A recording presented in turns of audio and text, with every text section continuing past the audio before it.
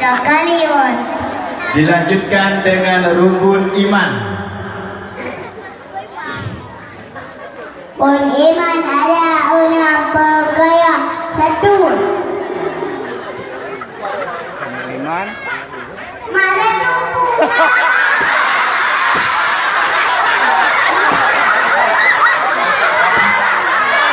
Kamu iman ke Allah. Satu, kamu iman ke Allah. Aku beriman pada Allah Ta'ala. Dua. Dua, beriman kepada Mereka.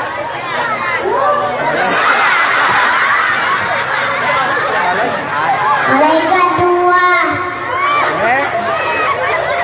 Boleh. Dia beriman Siap. ke Rasul. Jandom. Jandom beriman Beriman ke kitab. kita buah.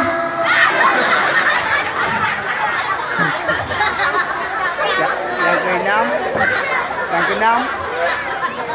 Yang keenam. Yang keenam beriman Tunggot. Tunggot. Tunggot. Tujuh. Tunggot tujuh daripada Allah Taala. Ông này đấy.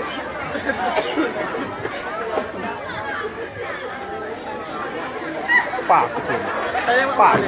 beriman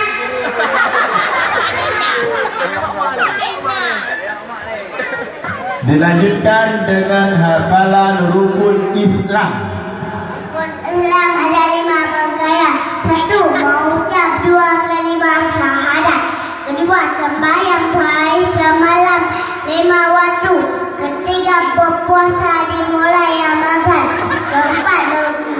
Keempat, memberi zakat. Kelima, naik haji ke Baitullah bagi orang yang telah mampu. Ya, diakhiri dengan Assalamualaikum.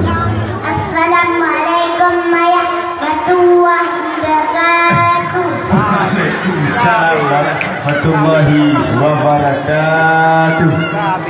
Kabi. Dipersilakan untuk meninggalkan pentas.